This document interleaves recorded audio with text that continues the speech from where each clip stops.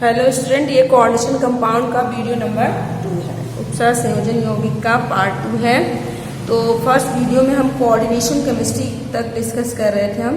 तो coordination chemistry क्या है? It is a branch of science या inorganic chemistry, the branch of inorganic अकार्बनिक रसायन, इनऑर्गेनिक केमिस्ट्री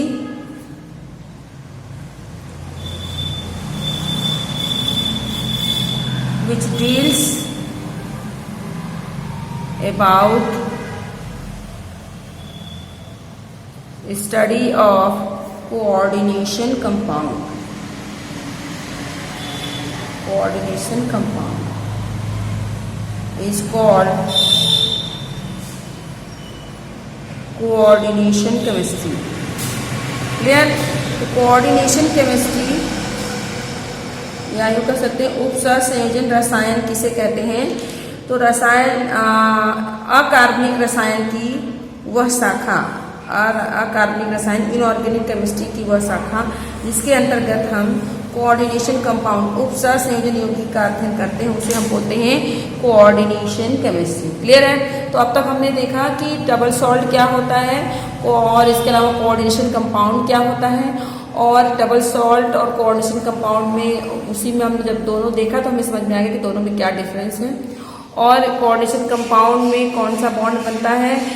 कोऑर्डिनेट बॉन्ड से कोऑर्डिनेशन कंपाउंड बनता है। फिर हमने देखा कि केमिकल बॉन्ड 3 टाइप्स के हैं, आयनिक बॉन्ड और आपका कोवैलेंट बॉन्ड, कोऑर्डिनेट बॉन्ड। तो कोऑर्डिनेट बॉन्ड को हमने डिटेल में स्टडी किया। तो कोऑर्डिनेशन कंपाउंड पढ़ना तो हमें कोऑर्डिनेट बॉन्ड को अपने दिमाग में रखना है। फिर what is coordination chemistry? Coordination chemistry क्या हो जिसके अंतर्गत कोऑर्डिनेशन कंपाउंड का अध्ययन करेंगे, उसे हम कोऑर्डिनेशन केमिस्ट्री करेंगे। अब हम डिस्कस करेंगे वर्नियर की theory, vernier theory of coordination compound. Werner एक साइंटिस्ट थे, उन्होंने कोऑर्डिनेशन कंपाउंड सबसे पहले जो है अल्फ्रेड वर्नर ने जो है कोऑर्डिनेशन कंपाउंड की प्रॉपर्टी को एक्सप्लेन करने के लिए जो थ्योरी दी उसे हम बोलते हैं वर्नियर की कोऑर्डिनेशन थ्योरी। तो नेक्स्ट हमारी हेडिंग होगी, next topic that is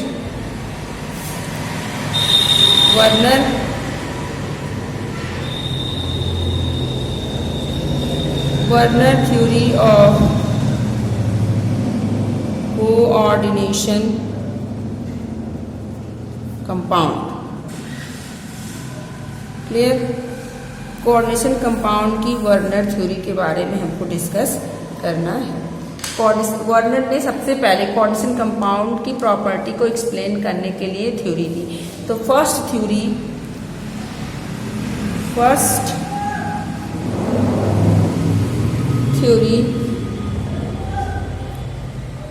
explaining the properties of coordination compound,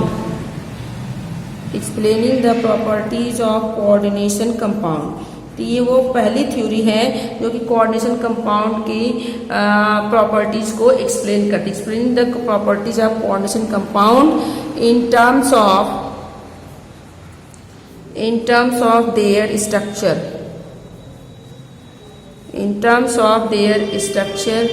was proposed by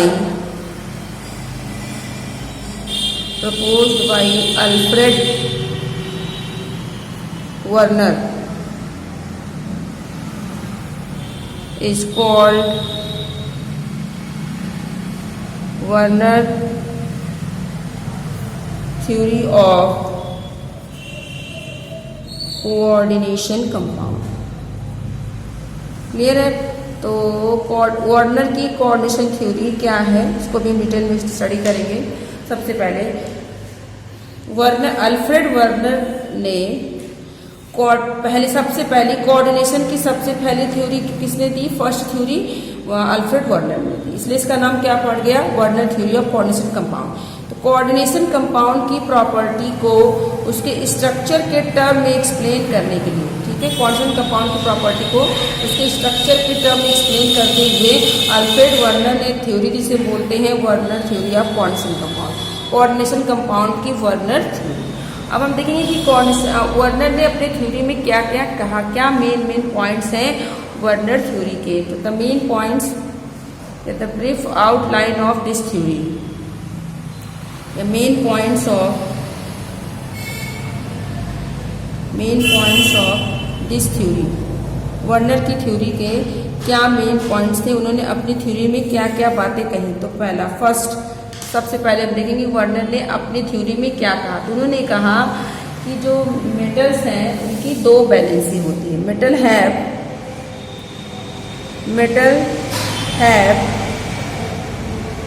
two types of valency.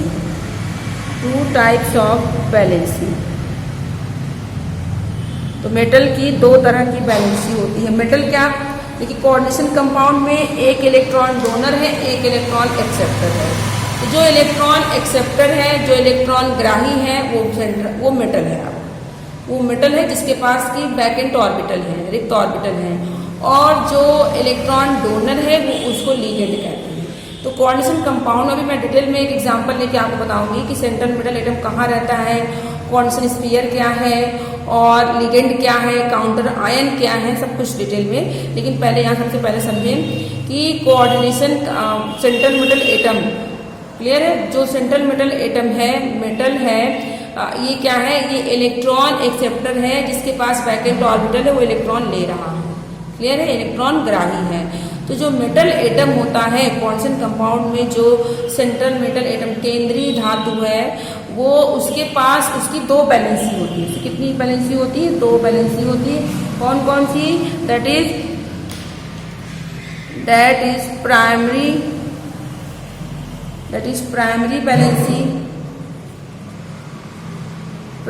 Valency and secondary valency. प्राथमिक संयोजकता एंड द्वितीयक संयोजकता, सेकेंडरी बैलेंसी। तो कोऑर्डिनेशन कंपाउंड में जो मेटल है उसकी दो संयोजकता होती है, एक प्राथमिक और दूसरी द्वितीयक। प्राइमरी संयोजकता और सेकेंडरी आपकी बैलेंसी। क्लियर है? आगे देखेंगे जो प्राइमरी बैलेंसी है वो क्या एक्सप्लेन करती है। जो प्राइमरी बैलेंसी है वो इंडिकेट करती है ऑक्सीडेशन नंबर को। इसको इम्पोर्टेंट ये याद रखेंगे। द प्राइमरी बैलेंसी, प्राथमिक संयोजकता, primary valency usually indicate, primary valency जो है वो किसकी तरफ इंडिकेट करती है? Primary valency usually indicate the oxidation number. Clear? तो प्राइमरी बैलेंसी जो है वो ऑक्सीडेशन नंबर, किसका oxidation number? Oxidation number of the metal ion. Clear? तो प्राइमरी बैलेंसी, प्राथमिक संयोजकता, कोऑर्डिनेशन कंपाउंड में मेटल की जो प्राइमरी बैलेंसी है वो मेटल के ऑक्सीडेशन नंबर को इंडिकेट करती है, ऑक्सीडेशन नंबर को बताती है। आगे देखेंगे यदि प्राइमरी बैलेंसी ऑक्सीडेशन नंबर को, तो secondary valency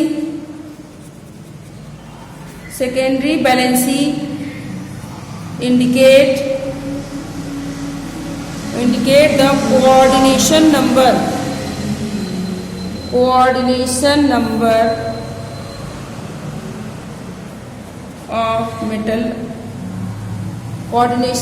of metal ion। तो जो सेकेंडरी बैलेंसी है, द्वितीयक संयोजकता, ये कोऑर्डिनेशन नंबर को इंडिकेट करती है। तो अपने दिमाग में आपको बस दो चीजें यहाँ पर शॉर्ट में रखना है। क्या? प्राइमरी को 1 डिग्री से डिनोट कर सकते हैं। प्राइमरी बैलेंसी, प्राथमिक संयोजकता, ऑक्सीडेशन नंबर। किसका oxidation number? Central metal atom, केंद्रीय धातु परमाणु का ऑक्सीडेशन नंबर। और सेकेंडरी बैलेंसी किसको इंडिकेट करती है? कोऑर्डिनेशन नंबर, उपसह संयोजन संख्या, कोऑर्डिनेशन नंबर को बोलते हैं। क्लियर है? कोऑर्डिनेशन नंबर को इंडिकेट करती है मेटल एटम के। जैसे एग्जाम्पल, जैसे हम यहीं पर कोई कोऑर्डिनेशन कंपाउंड का एग्जाम्पल है, जैसे हमारे पास है K4FeCN का होल 6। अभी मैं इसको डिटेल में आपको बताऊंगी। देखिए, अब ये सेंट्रल मेटल एटम है, ये क्या है आपका? सेंट्रल मेटल एटम है। और ये क्या हो गया? लिगेंड। ये लिगेंड है और ये आपका क्या है? सेंट्रल मेटल एटम, केंद्रीय धातु परमाणु या आयन। क्लियर है? तो ये इसकी संयोजक प्राइमरी वैलेंसी क्या इंडिकेट करेगा कि आयरन के ऊपर कितने ऑक्सीकरण संख्या है, और सेकेंडरी वैलेंसी ये बताएगा कि आयरन से कितने लिगेंड जुड़े हुए हैं। कोऑर्डिनेशन नंबर सेकेंडरी वैलेंसी कौन से नंबर को बताता है? मतलब नंबर ऑफ लिगेंड, लिगेंड की संख्या को बताता है। कितने लिगेंड है? 6 हैं। इसका मतलब यहाँ पर सेकेंडरी वैलेंसी या कोऑर्डिनेशन नंबर कितना हो गया? 6 हो गया। कितने हुए कोऑर्डिनेशन नंबर? 6। बाकी ऑक्सीडेशन नंबर निकालना होंगे, अभी हम आपको बताएंगे। चलिए आगे चलते हैं। क्लियर है? नेक्स्ट जो प्राइमरी वैलेंसी है वो सेटिस्फाइड होती है निगेटिव आयन से। The primary valency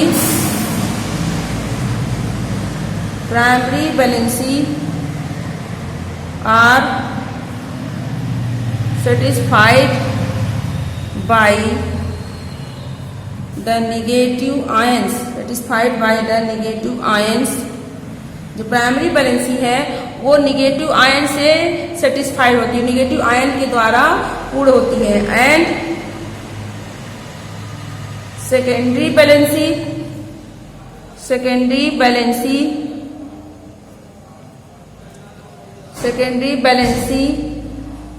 may be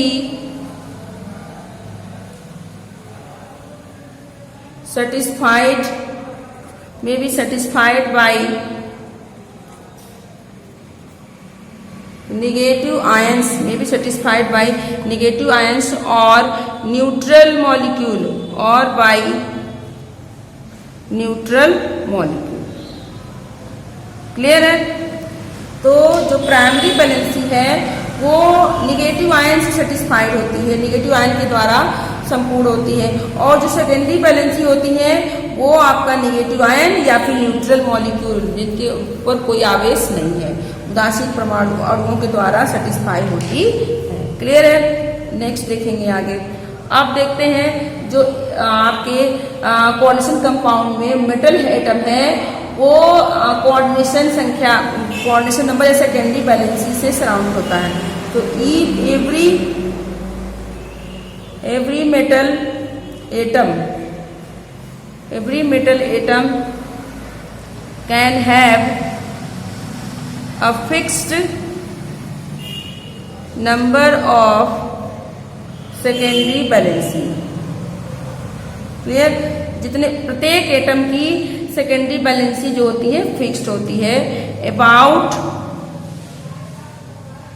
central atom के अराउंड। क्लियर है? तो प्रत्येक मेटल की जो सेकेंडरी वैलेंसी है वो सेटिस्फाइड फिक्स होती है किसके अराउंड? सेंट्रल एटम के केंद्रीय परमाणु के अराउंड। क्लियर है? And these valencies,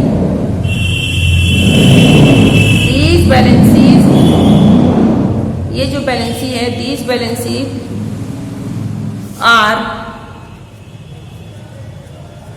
valencies are projected into, ये वैलेंसी जो है वो प्रोजेक्टेड होती है in the space about the central atom, in such a manner that these assign a definite geometry to the coordination compounds। Clear? प्रत्येक metal की central metal atom के around fixed secondary valency होती है, और ये valency जो है वो प्रत्येक सेंट्रल एटम के अराउंड चारों तरफ स्पेस में इस तरीके से अरेंज होते हैं कि उनकी ज्योमेट्री प्रत्येक कोऑर्डिनेशन कंपाउंड की एक फिक्स्ड एक डेफिनेट ज्योमेट्री होती है। जैसे हम देखते हैं कोऑर्डिनेशन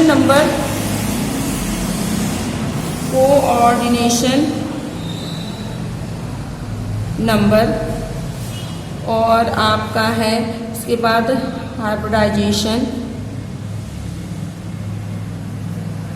एंड ज्योमेट्री क्या होगी, कितना कोऑर्डिनेशन नंबर होगा तो कितनी ज्योमेट्री होती है। यदि अब यहाँ पर हम देखेंगे, यदि कोऑर्डिनेशन नंबर 2 है, कोऑर्डिनेशन नंबर कितना है 2 है, कोऑर्डिनेशन नंबर 2 है तो हाइब्रिडाइजेशन ESP होगा और ज्योमेट्री क्या होगी लीनियर। क्लियर है। यदि कोऑर्डिनेशन नंबर 3 है तो हाइब्रिडाइजेशन ESP 2 होगा, ज्योमेट्री ट्राइगोनल प्लेनर त्रिकोणीय समतली इसकी संरचना होगी। क्लियर है।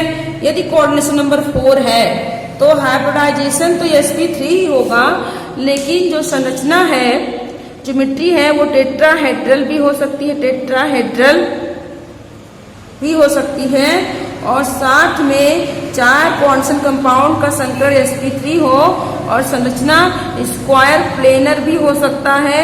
इसको हम आगे बैलेंस बॉन्ड थ्योरी और क्रिस्टल फील्ड थ्योरी से एक्सप्लेन करेंगे कि कब sp3 संकरण होने पर संरचना टेट्राहेड्रल होगी और कब आपका स्क्वायर प्लेनर होगा। क्लियर है। तो कोऑर्डिनेशन कंपाउंड यदि 2 है तो sp एंड संरचना लीनियर, यदि कोऑर्डिनेशन कंपाउंड 3 है तो sp2 एंड ट्राइगोनल त्रिकोणीय समतली।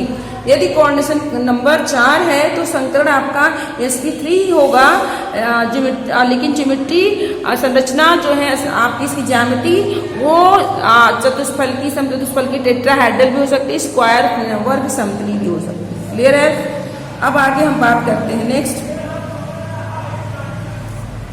यदि कोऑर्डिनेशन नंबर 5 है, कोऑर्डिनेशन नंबर 5 है तो आपका हाइब्रिडाइजेशन sp3d होगा और जो ज्योमेट्री होगी वो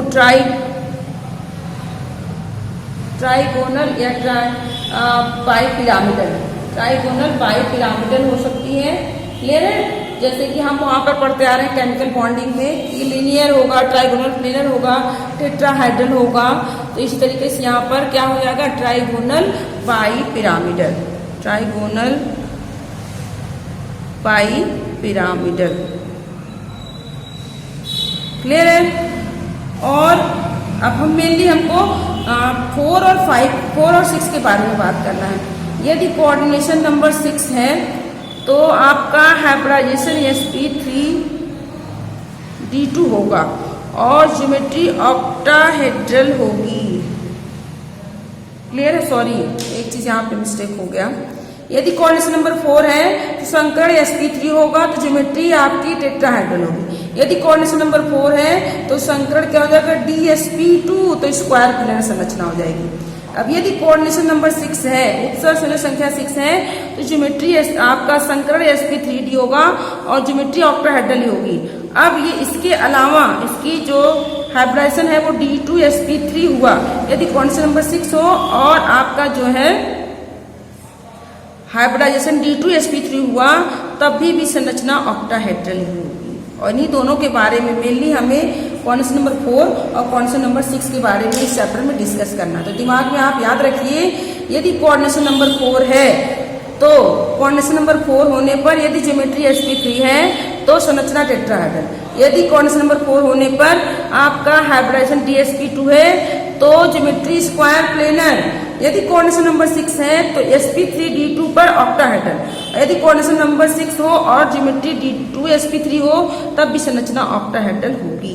तो इसके बारे में हम डिटेल में डिस्कस करेंगे। जो आगे की थ्योरी है ये तो 1 ईयर की पहली थ्योरी थी जिन्होंने कोशिश किया कि हम कोऑर्डिनेशन कंपाउंड की प्रॉपर्टी को उनके स्ट्रक्चर के आधार पर एक्सप्लेन कर सकें।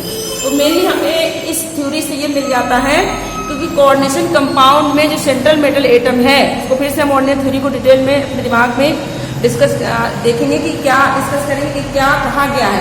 तो 1 ईयर थ्योरी कोऑर्डिनेशन कंपाउंड की सबसे पहली थ्योरी है जिसमें कोशिश की गई है कि कोऑर्डिनेशन कंपाउंड की प्रॉपर्टी को उनकी संरचना के आधार पर एक्सप्लेन किया जा सके।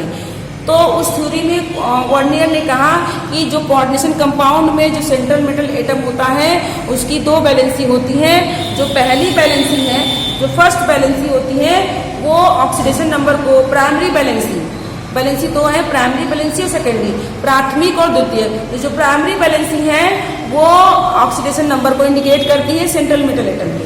Secondary valency central metal atom के कोऑर्डिनेशन नंबर उपसंयोजन संख्या को इंडिकेट करती है। क्लियर है। अब प्राइमरी वैलेंसी जो है वो निगेटिव आयन के द्वारा सेटिस्फाइड होती है, जबकि सेकेंडरी वैलेंसी नेगेटिव आयन या न्यूट्रल मॉलिक्यूल के साथ। क्लियर है। इसके अलावा एक चीज हमने यहाँ बताना भूल गए, जो प्राइमरी वैलेंसी होती है वो क्या करती है, वो प्राइमरी वैलेंसी आयोनाइजेबल होती है। एक चीज यहाँ पर हम देख लेंगे, प्राइमरी वैलेंसी जो होती है, primary valency are ionisable. Primary valency ion ही होती है, आयोनाइजेबल होती है, आयोनाइजेबल वैलेंसी होती है, जबकि and the secondary valency are non ionizable, ये अनआयनी होती है। क्लियर है। प्राइमरी वैलेंसी प्राथमिक संयोजकता आयनी होती है, जबकि सेकेंडरी द्वितीयक संयोजकता नॉन आयोनाइजेबल होती है। क्लियर। तो सेंट्रल मेटल एटम दो valency, primary secondary, primary oxidation number, secondary coordination number, primary valency negative ion के द्वारा, सेकेंडरी वैलेंसी नेगेटिव आयन या न्यूट्रल मॉलिक्यूल के द्वारा। प्राइमरी वैलेंसी आयोनाइजेबल है, जबकि सेकेंडरी वैलेंसी जो है वो नॉन आयोनाइजेबल है। इतनी बात कही। फिर उन्होंने कहा, ये तो बता दिया कि हाँ सेंट्रल मेटल एटम से क्या क्या चीजें कनेक्टेड हैं, कितनी वैलेंसी है। आगे फिर उन्होंने कहा कि जो प्राइमरी जो सेंट्रल मेटल एटम है उसके चारों तरफ जो है सेकेंडरी वैलेंसी एक प्रत्येक सेंट्रल एटम की जो है सेकेंडरी वैलेंसी फिक्स होती है, और वो इस तरीके से सेंट्रल मेटल एटम के चारों तरफ जो सेकेंडरी वैलेंसी मतलब लिगेंड इस तरीके से अटैच होते हैं कि उनकी संरचना जो है वो फिक्स होती है, उनकी संरचना डिफिनिट, उनकी ज्योमेट्री डिफिनिट होती है। फिर उसको लेकर के टेबल हमने बनाया, संरचना डिफिनिट होने का मतलब कि कितना संकरण होगा, कितनी कौन-सी संख्या होगी तो क्या ज्योमेट्री होगा। उसमें भी स्पेशली हमको कौन सा नंबर 4 और कौन सा नंबर 6 को याद रखना है। इतनी बातें बताई गई थी आपके 1 ईयर थ्योरी में। क्लियर है। तो 1 ईयर थ्योरी को हमने यहाँ पर देख लिया। तो 1 ईयर थ्योरी से हमें मेनली हमको याद रखना है कौन सा नंबर 4 और कौन सा नंबर 6 को, और साथ में प्राइमरी वैलेंसी और सेकेंडरी वैलेंसी को। अब हम डिस्कस करेंगे some important terms. Next topic है हमारा some important terms of coordination compound. Some important terms of coordination compound. तो उपसह संयोजन यौगिक से संबंधित कुछ हम इम्पोर्टेंट टर्म्स को डिस्कस करेंगे। क्लियर है। तो कुछ महत्वपूर्ण टर्म्स हैं कोऑर्डिनेशन कंपाउंड से रिलेटेड, जिनको हम अगर समझ लेते हैं तो हमें कोऑर्डिनेशन कंपाउंड बिल्कुल क्लियर हो जाएगा। इसको हम नेक्स्ट वीडियो में डिस्कस करेंगे।